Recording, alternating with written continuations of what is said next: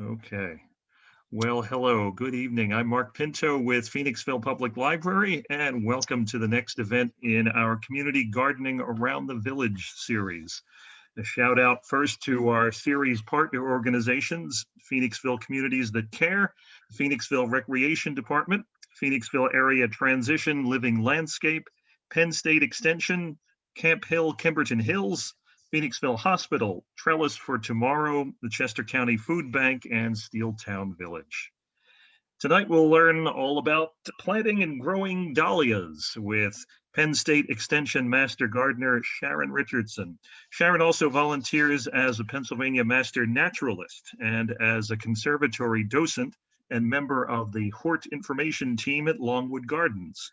She's a member of the MidAtlantic Hardy Plant Society, the Philadelphia unit of the Herb Society, GardenComm, and the Dahlia Society. She also serves on the board of the Garden Club Federation of Pennsylvania and her local Charlestown Township Environmental Advisory Committee.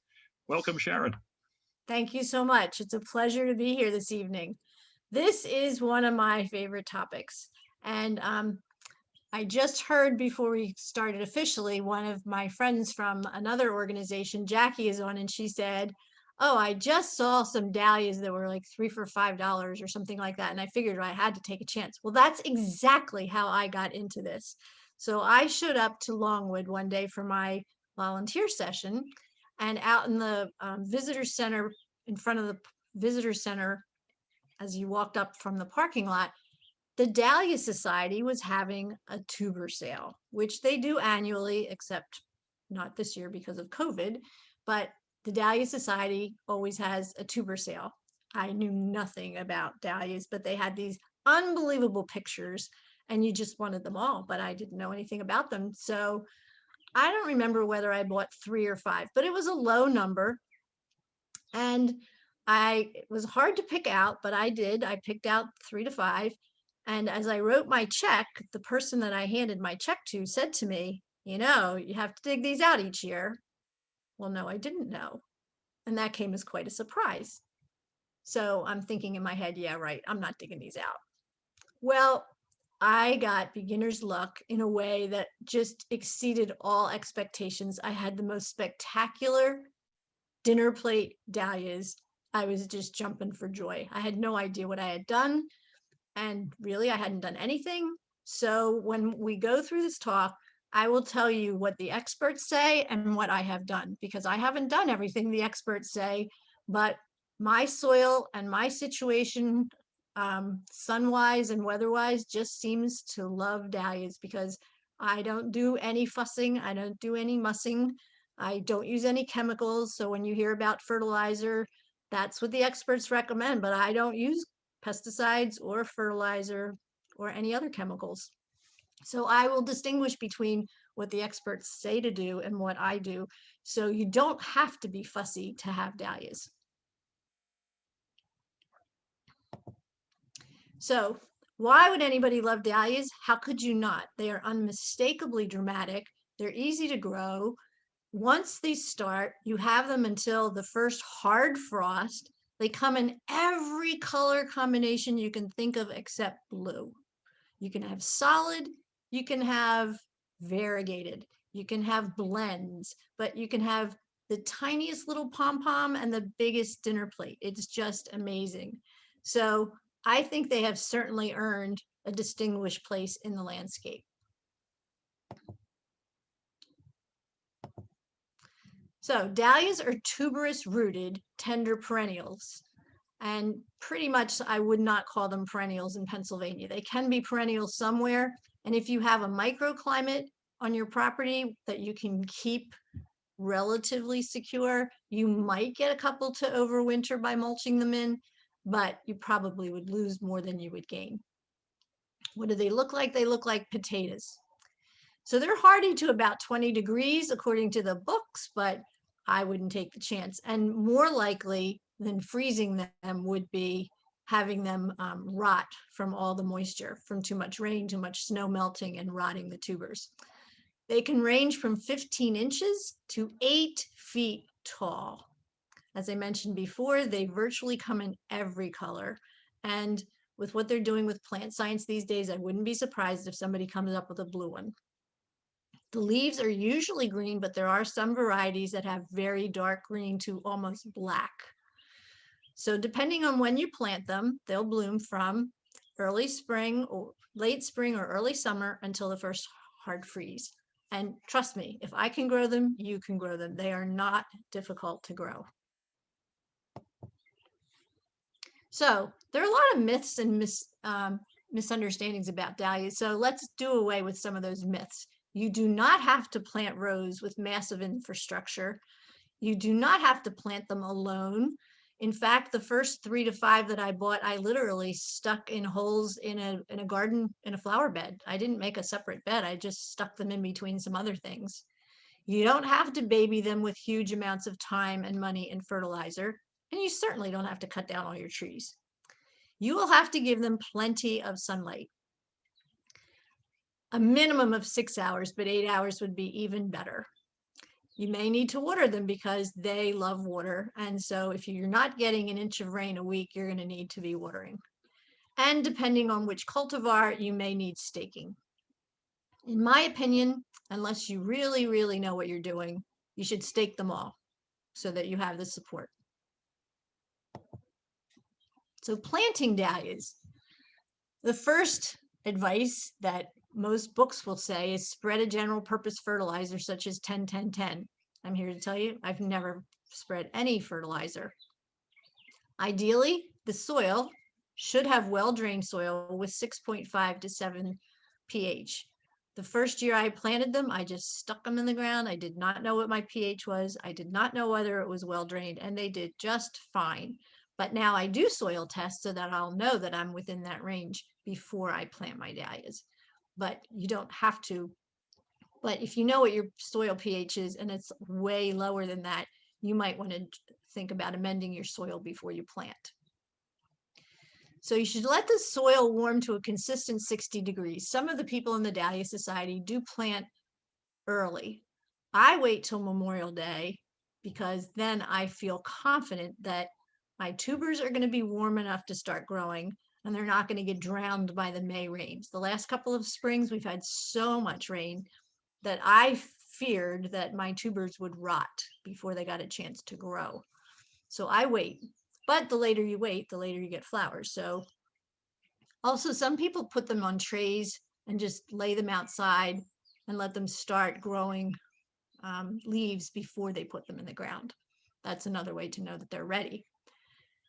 As I mentioned, you should stake your dahlias. And why would you stake them when you first put them in the ground? Because you start with something that looks like one potato, and that one potato multiplies and spreads underground. So if you wait until it starts growing, you could easily pierce your tuber. So I actually put the stakes in first, and then I put the dahlias in to make sure I won't puncture any of mine. The next piece of advice that is given by the books is mix bone meal in the hole to provide extra phosphorus. I have never done that, but people in the Dahlia Society do recommend that. And you should plant horizontally about 4 inches deep, certainly no deeper. 2 inches would work as long as the whole tuber is covered with soil. This is a key one. Do not water after planting. A dahlia tuber has everything it needs to get started. It has its food and water in the tuber. If you water the tuber before it has started to grow, you may be the cause of the rot. So what is a tuber? So a tuberous rootstock looks like this. And this has been pruned already because you can see in the picture, there are about 3 hanging down. There was probably a clump of 6, 8, 10, but you don't need all those. And if you keep all of those, it's a lot to store. So a clump of dahlia tubers, this is what it looks like up close. And you can see where the eyes are when it's up that close. And in order to divide this, you have to pay attention to this because you would need to know where to take your pruners. I suggest for beginners, just buy some tubers because they're already divided. I wouldn't do this as a beginner. this is what happens. And you can tell from where that blade is that he's cutting the crown right in half to make sure there are eyes on both sides. One of the wonderful things about dahlias is that they are perennial if you bring them in and put them back out. And one tuber by the end of the season turns into multiple tubers, so you have plenty to share with your friends. And what could be more delightful than all the different sizes and colors? So, whoops, we skipped something here. So I mentioned that when I first got tubers, I just put a couple in a flower bed. Once we expanded our deer fence, I had a new playground and I made a bed. I mentioned that I'm very anti-chemical, so what I did was I created a bed using the lasagna method. And this is the stages. So many people, when they're deciding to do a bed, will dig or they'll kill. So digging the soil, getting rid of the grass is one way, or spraying the grass would kill it.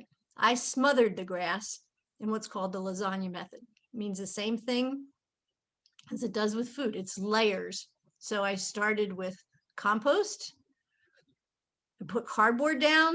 I put newspaper down. I put shredded leaves down, and it just kept layering and layering until I had the amount of space I wanted. And these are steps. Ironically, if you could see these better, you'd be able to tell where we had gotten our boxes. So every time my husband went to the liquor store, I asked him to bring home boxes. And I found that the Whole Foods in Phoenixville squashes their boxes to put in the dumpster so you can have all the cardboard you want. So I thought, wow, that's a lot easier than tearing down the liquor boxes. But my husband got the last laugh because the liquor boxes did not have any tape or staples. Whereas the boxes that I got, yes, they were smashed, but I had to peel off all the tape that's not biodegradable, and I had to pull out all the staples. So if I were doing this again, instead of going to Whole Foods and liquor stores, I'd try furniture stores, and I would try appliance stores like refrigerator boxes. That would cover a lot of land fast. So that's how I built my bed. Now, the first one I did this way, I did in November. And so by the time it had wintered over and the worms had done their work, I had a very lush bed ready to go the following spring. The second bed I didn't start as early. I started in late winter, and I still had a bed ready to go by the time I wanted to dahlia. So growing dahlias, they require a lot of water and they don't like wet leaves. Now, the experts would recommend a soaker hose. I don't have a soaker hose, but my husband understands, he's the waterer, to water the soil, not the plant. A lot of plants, not just dahlias, but a lot of plants really don't like getting their leaves soaking wet. And that, to me, took me a while. That's counterintuitive because they're outside, they get rain on, but not rain all the time, and they'd prefer not to have wet leaves, and so they dry out quickly from the rain. Mulching them in preserves the water in the ground, and it keeps the soil cooler when the temperature gets really hot in the summer. I prefer to use straw or hay rather than compost or other kinds of mulch. I find that it's neater and it keeps the weeds out more. So it keeps the soil cooler on the really hot days, and it keeps my weeds down.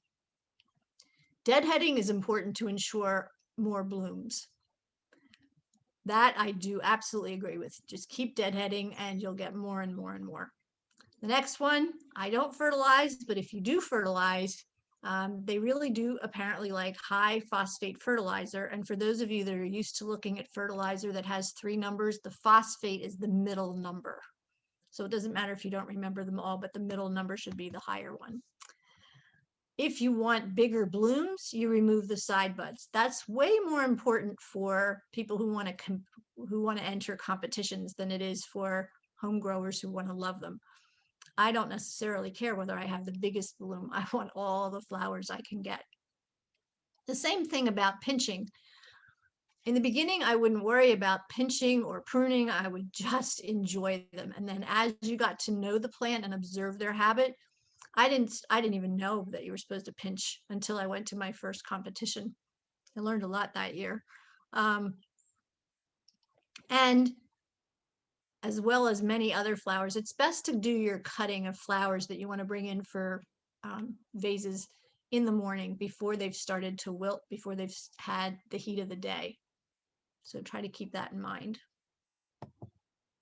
So the lasagna garden is the garden on the left. Actually, they're both lasagna gardens. But in the beginning of the season, so last year for the first time, I decided once I've dug up my dahlias, that's just, bare land until the following May when I plant. So I thought, well, the dahlia garden on the left is in early spring. And what I did was when I plant the tubers, I was making an oval and leaving the middle empty because dahlias need air. They should be anywhere from 18 inches to 2 feet apart if they're together. So I was planting all around the perimeter, and that way I could walk down the middle and see them from both sides. So I thought, well, if I put tulips or other bulbs in the middle, they'll be long gone before I ever even think about putting tubers in the ground. On that theory, this is what I got last year. Last week, I just planted between each clump of tulips peonies that had gotten overshaded because the trees that were close by had gotten so large they weren't getting enough sun, and I wasn't getting as much out of my peonies. And this is full sun all day long. So in between each clump of tulips is now peonies. So the tulips will go, and then the peonies will bloom, and they'll be long gone before it's time to plant the dahlias. So on the right is when the dahlias were in full bloom last summer.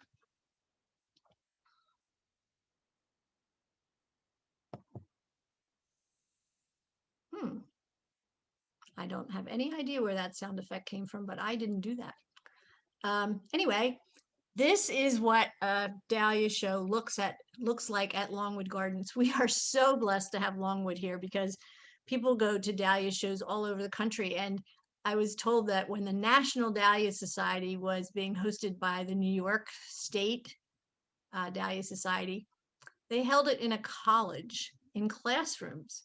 We hold our Dahlia show every September. Well, not this one because of COVID, but every September at Longwood Gardens. So people who come to see the Dahlia show are in for a real treat. And it's just part of your admission if you come that weekend. So setup is Saturday morning. The show opens to the public by around, 11 or 12. It goes the rest of Saturday, all day Sunday. And all around the perimeter of that are arrangements. So you can't see them very well, but on the far left corner, you can see a few stems, and that's arrangements. So there's a competition for the flowers and a competition for how you use them in arrangements. So the American Dahlia Society has developed this classification system. It's not important if you're not competing, but it's kind of fun to see how many different varieties there are. Even their small ones aren't tiny, but their miniatures are up to 4 inches, and the giant ones can be 10 to 12 inches in diameter. And if you've never grown one of those and you grow one, it's just such a joy to see that appear. When we get to pictures, you'll see what these mean, but most people think of dahlias as either the pom-poms or the dinner platters. But look at all those forms. You may not even recognize the water lilies and the orchids and the orchids because they don't look at all like the typical dahlia. I was quite surprised to learn what they could be. So isn't that crazy? So that's a lacinated dahlia.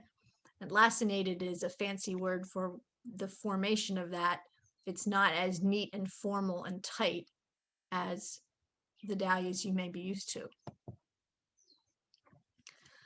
They also have come up with a color code so that when you're looking through columns, you'll know which colors they are. So a light blend might be a pink and white, or it might be a yellow and orange. No, that would be, no, orange would not be light. That would not be a light blend. If it has orange, a bright orange, that would be the dark blend. You might get variegated, you might get spotted, you might get bicolor. So they come in so many different varieties. It's truly amazing. There are all kinds of naming conventions, and they don't necessarily mean anything at all about the plant. You look at them, you scratch your head, but whoever develops the cultivar gets to name it. So they can name it whatever they want. So, as an example, on the right-hand side, that would be a light blend, an LB.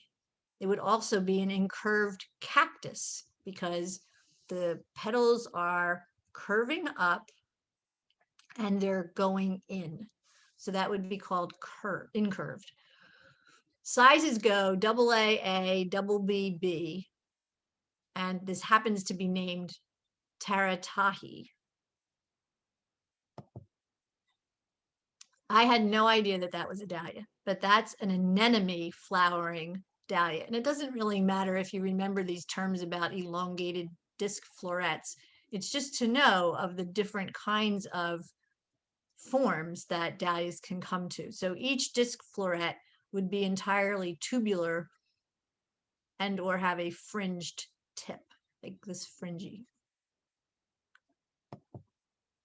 So these are some of the unusual forms, and they go into a category called novelty. So the pale yellow one is considered a collarette. It's a single bloom. It can be flat or slightly cupped. And I had no idea that that was a dahlia. The next shape in the middle, they are called minions, and they're minion singles. They're the same as singles, except that they have round ray florets and are usually smaller. So they're usually under 2 inches. And then down here, we have a single bloom that's over 2 inches with a single row of flat or slightly cupped ray florets. These were forms I was not familiar with. These come in so many different cool varieties of colors. The one on the far right doesn't come through very well. It's actually pink on the outside, then white, then another pink before you get to the middle. And it's so pretty. So this is the collarette form. Here are different kinds of single minions, and you can see what I mean by the color combinations, like the yellow and purple, or on the right-hand side in the very back, you see an unusual combination as well. I would never have guessed that these were dahlias. So these are miniature dahlias. This one happens to be called Mary Jo. And this gives you a little idea of getting familiar with the terminology that the Dahlia Society uses. So this would be considered a medium miniature. And ADS stands for American Dahlia Society classification.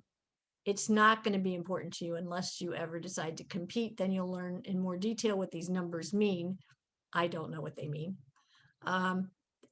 You see different kinds of cultivars like a semi-cactus in this picture. And the name can be abbreviated to be FZ. So you see there's all different kinds of ways that they label the dahlias, but there's a system to the labeling that if you compete, you learn the system. So this would be more of your classic dahlia. This is a formal dahlia. It looks very neat and very beautiful, very symmetrical. Now this would be the top would be formal, and the bottom would be informal.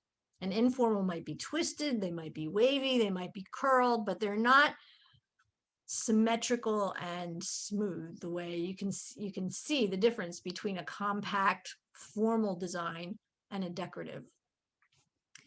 This takes us into the balls, the miniature balls, and the pom-poms, which I have come to love. When I started, I only did dinner plates, but I have come to love these. They come in so many colors, so many combinations. So you can see a light blend in the left-hand corner. You can see a slightly darker blend in the bottom corner. And then you can see a solid pink. So these are several different kinds of cacti. So the straight species on the very top, the pink, that would be straight formal. Then you have a semi-cactus next. Then you have an incurved cactus, and then you have a lacinated cactus. So even among the divisions, there are subdivisions. But I just love the fact that you can have all these crazy critters in my backyard.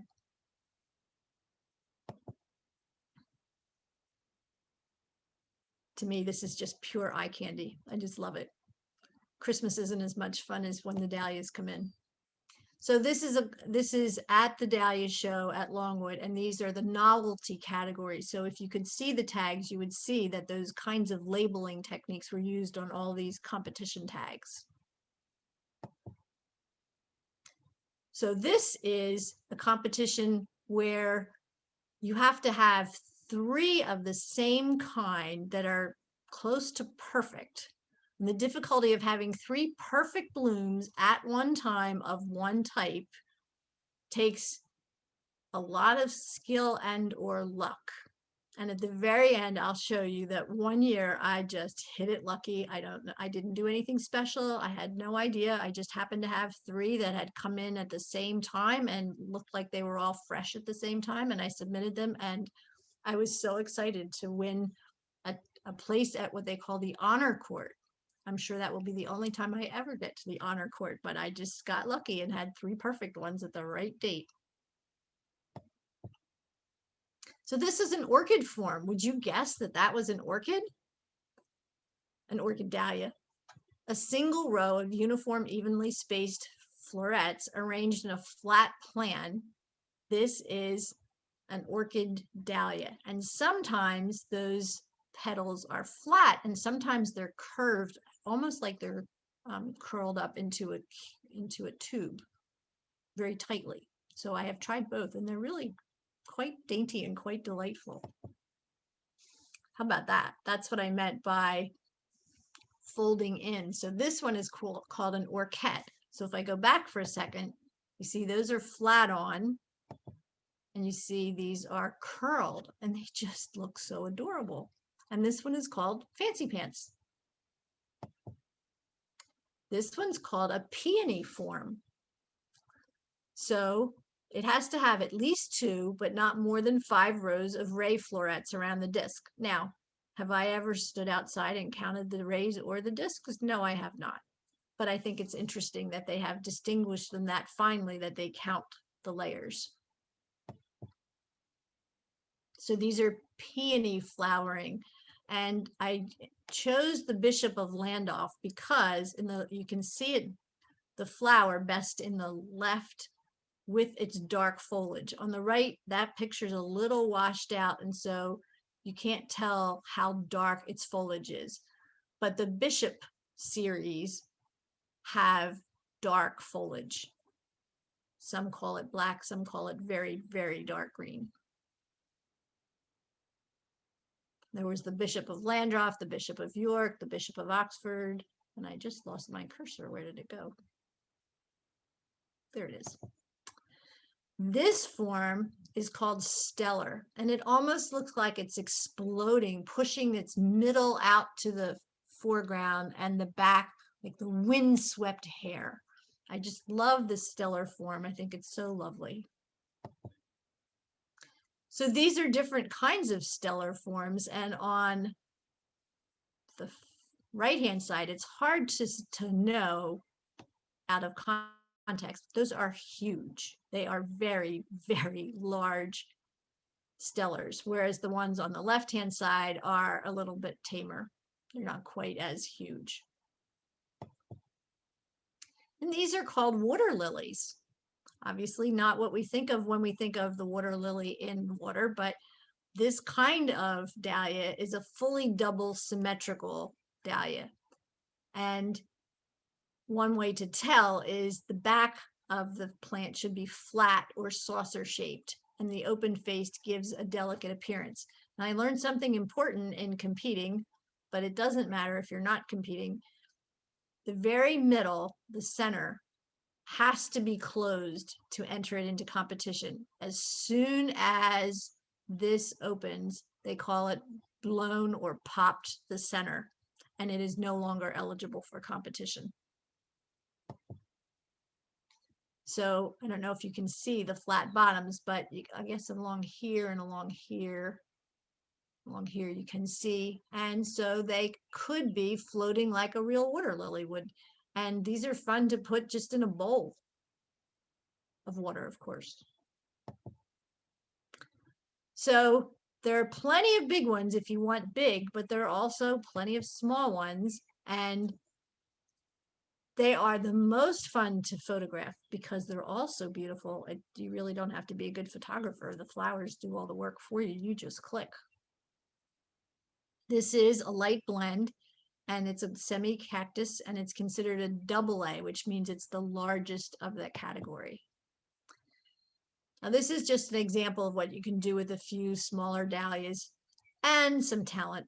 This is not my design. I have no design talent whatsoever, but I thought this was so pretty how they brought these together.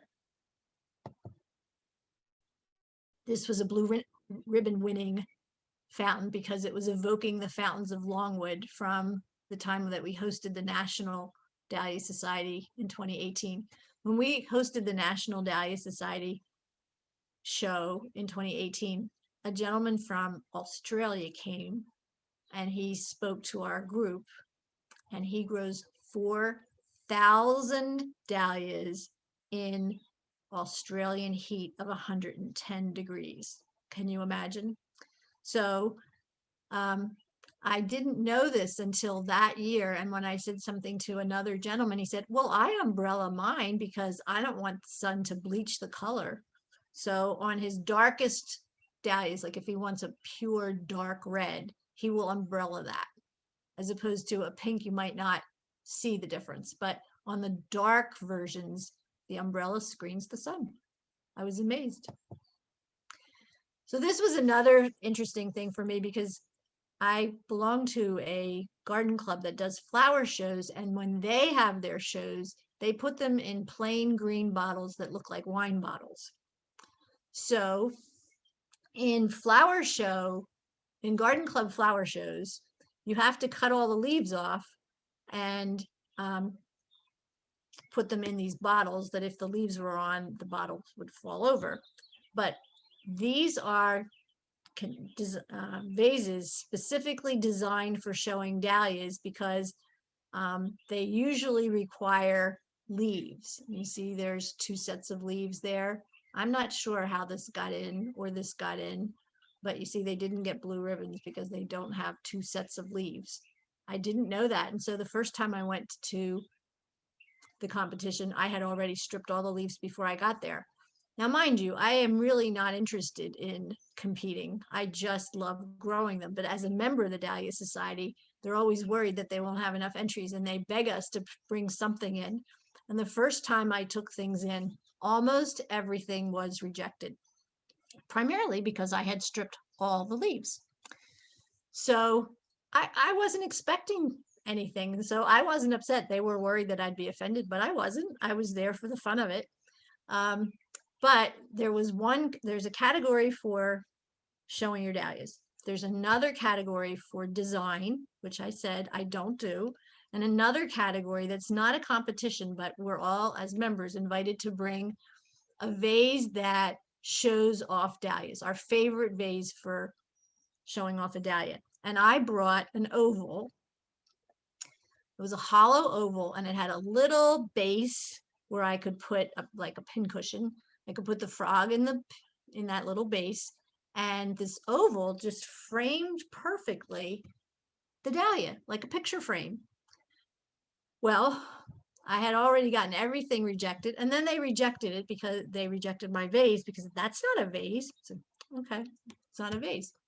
So I was going to take that home with my blooms that were rejected.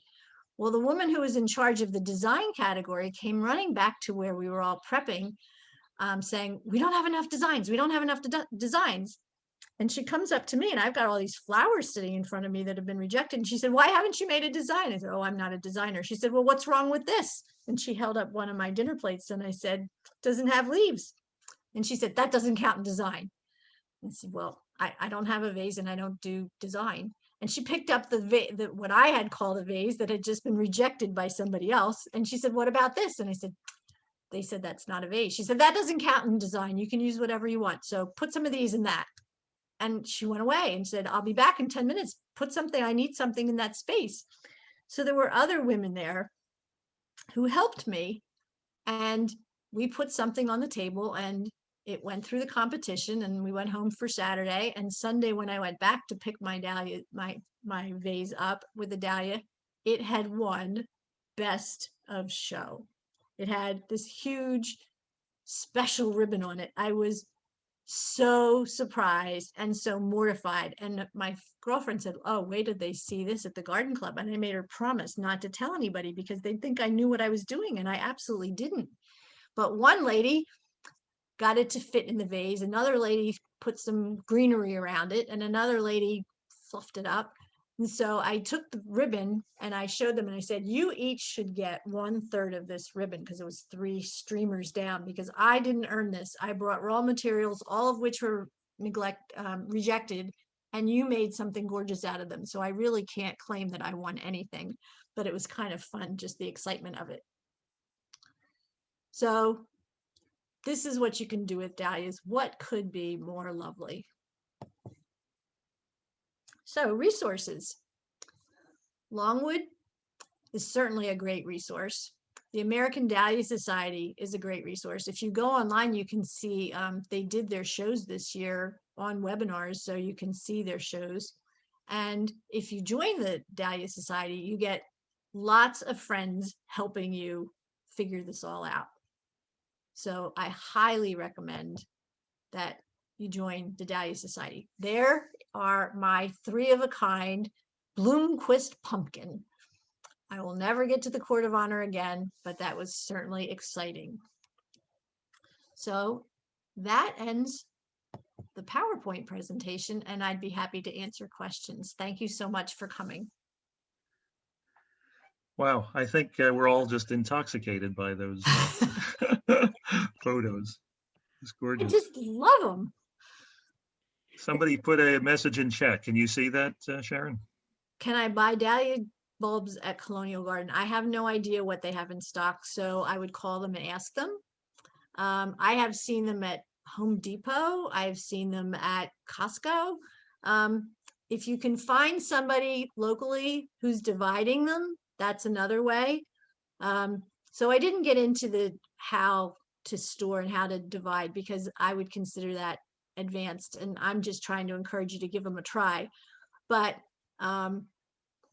if you can just give them a try and get to know them, I think you'll find that getting them from local growers, you know that they were just dug out recently. Some people dig them out and divide them in the fall, and some people dig them out and store them and divide them in the spring. It is a matter of preference, and it's also a matter of storage. So when you dig a clump, you're going to be holding, I'm not kidding, like a clump like this. So if you only have 3 or 5, you could put them in a box and they'd be fine. But if you have 50 and you had 50 clumps, where would you store 50 clumps? So people who have storage issues definitely divide and get rid of all the ones. I wait till the spring, and I've noticed in the society, we're about half and half. Some people do it in the fall and some do it in the spring. I do it in the spring because I am not an expert, and I really want to know, A, that the tuber wintered over and didn't die, because I'm certainly not going to invest in all that energy if it's not going to make it through the winter. B, the way you divide them, it's so much easier when you can see what they call the eyes. They're tiny little eyes. You can't see them very well in the fall. In the spring is when they start to show. So there's less guesswork about where those eyes are if you wait till the spring. So that's what I do. I thought I saw a question about how long do dahlias last. Well, once you cut them, a couple things. First of all, you should always cut them in the morning. And you should also remember to water them. They really like fresh water. So pretty much every other day, I dump the water out and put fresh water in.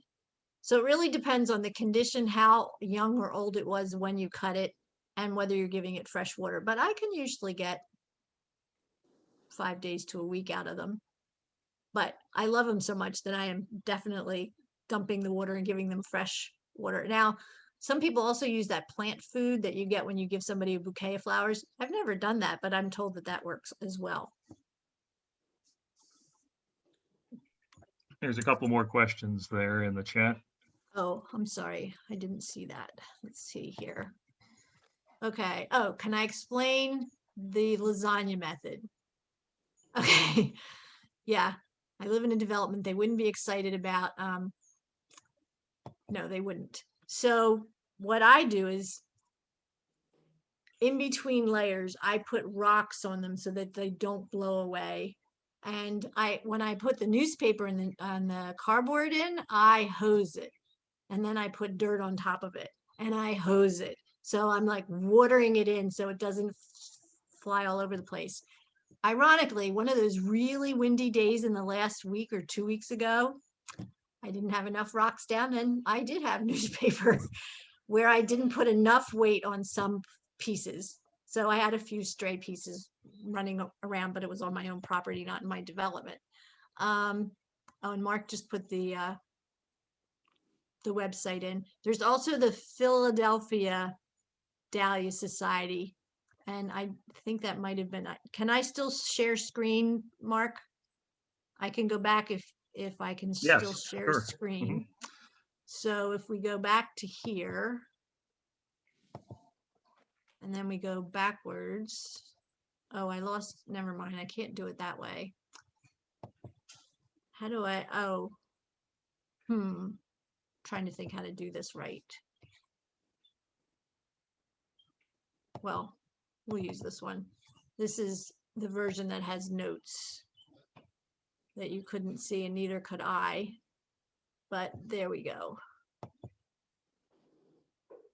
So there's the Greater Philadelphia Dahlia Society. Recently, and I mean very recently, like a month ago, I got a new Dahlia book that I just love, and it's this one. I don't know if you can see it, but this woman has a delightful website, and her name is Erin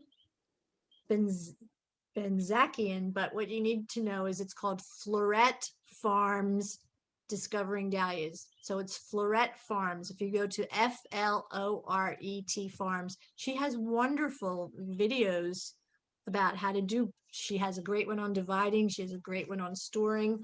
So I encourage you to visit her website.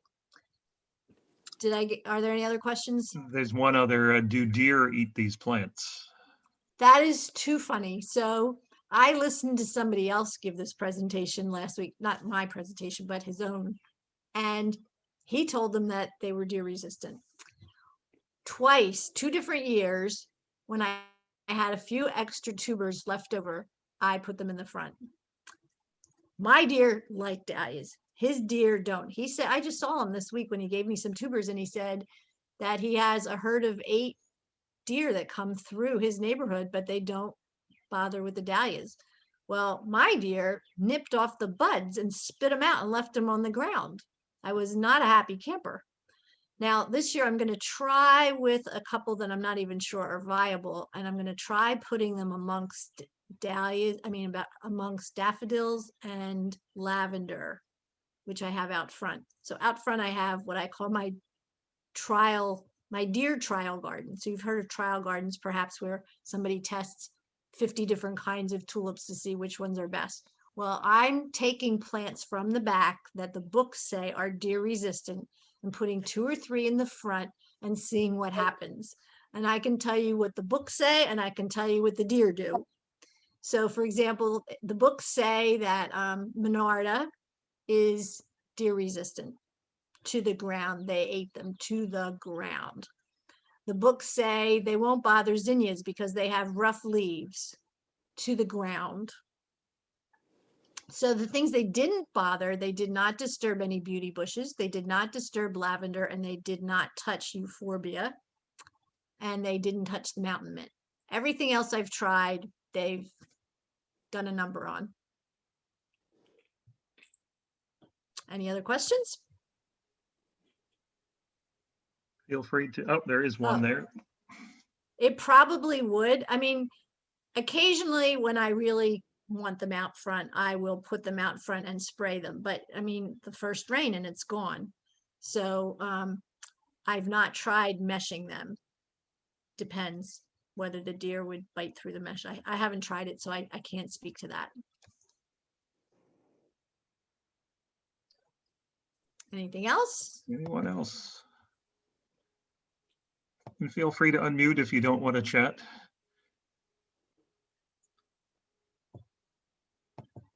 So I encourage you to give it a try, because really I am no expert. I've only been doing this for 4 or 5 years, but it has brought me such joy.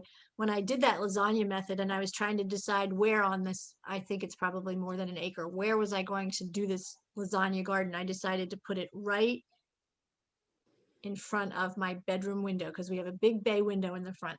And so I wake up to just joy every morning as soon as they start blooming. And by adding those tulips and the peonies, I've just extended my joy. So hopefully I'll have them from whenever the first bulbs appear, sometime in late March or April, then the peonies, then the dahlias, and the dahlias last right through till November. I'm cutting back in November. I've been known to cut back as late as December. And the first year I was trying to do this, I read online, and mind you, I had said, so you're supposed to cut them back till they're about 6 inches after they've died. Give them a week or two and then dig them out. So on a nice Sunday, I cut them all back. And at 10 o'clock at night, I'm reading how I'm going to do the next steps. And it says, be sure they don't get wet. You don't want snow or rain to get into them because they have very hollow tubes. So once you've cut them back the 6 inches, you've got this hole like a straw, only a thick straw. And I'm reading this at 10 o'clock at night in November, and the forecast is for snow. I took a flashlight and so they have company. I took a flashlight My out. own and origami. My own origami inventions. Whoops, sorry. Okay. So I took a flashlight and I took every plastic tablecloth I could find and beach towels and covered all my stems. My husband thought I was just absolutely crazy, but I saved my tubers. There is one more, a couple more questions in chat. Oh, I have no idea. That's a very good question. Is the dahlia a birth or milestone anniversary flower? I don't know. I hope so. I hope it's July, because that's when my birthday is. There's a question above that one. Oh, that popped up in the screen. So let's see. What type? Oh, there's a salt hay that was recommended to me that I used twice, and now I can't find it. The person that told me where to get it, they didn't have it last summer and the summer before. So I don't know whether there was a shortage and they'll have it again. So I literally just went to a place like a, what is it on 23? And I got a bale. And I had never dealt with a bale of hay or straw. And it looks like it's a big rectangle, but it turns out it's like 12 squished rectangles that you can pull apart and then spread it out. And I found that it definitely kept the weeds down. So that's why I prefer that. And compost to me doesn't make sense because that's just going to encourage weeds. But some people do put compost down. If I weren't using straw, I would use a wood chip mulch. But wood chip mulch doesn't really break down as fast as I would like it to. So I just prefer the straw myself. And the salt hay is supposed to be the best because it's supposed to really prevent weeds, but I can't always get the salt hay. When you get the straw, do you have to take it off every year for your garden, or can you just plow it under? I just leave it. I just leave it. In fact, last summer, I got so tired of digging out that one bed I just put very thick straw on, and I haven't taken the straw off yet to see if any of them made it. But first I had no bed. Then I had a big bed that was 35 by 17. Then I had a spillover bed under my bedroom window. Then I had another spillover bed over another spot. And that's where it faces south. And that's the warmest part of the property. So that's the one that I mulched in. And that's an experiment. And we'll see how many of them made it from last year to now. But I didn't undo it yet. So I just leave it on the ground. Well, thank you so much for coming. I certainly hope I've inspired some of you to try it, because it is so much fun to see. I mean, I get so excited when they start. I'm still a relatively new gardener. Most of the people who I meet have been gardening their whole lives. I didn't garden at all until I retired, and that was in 2009. And I didn't find dahlias till about 5 years ago. A funny story, I was taking a lot of classes at Longwood, and I had this wonderful lady teaching us about unusual edible plants. So not blueberries and apples, but things like pawpaws and things like camasias. Well, I'd never seen a camasia. And she's a Longwood employee who had to dig up a whole field and divide the camasias. They're a kind of bulb. So she gave each of us 6 that were in the class. And I dutifully planted them in the fall, and of course forgot all about them. And months go by, and all of a sudden in May, these beautiful purple blue stalks appeared. And I was like, who are you? And I looked it up, and son of a gun, it was these camasias.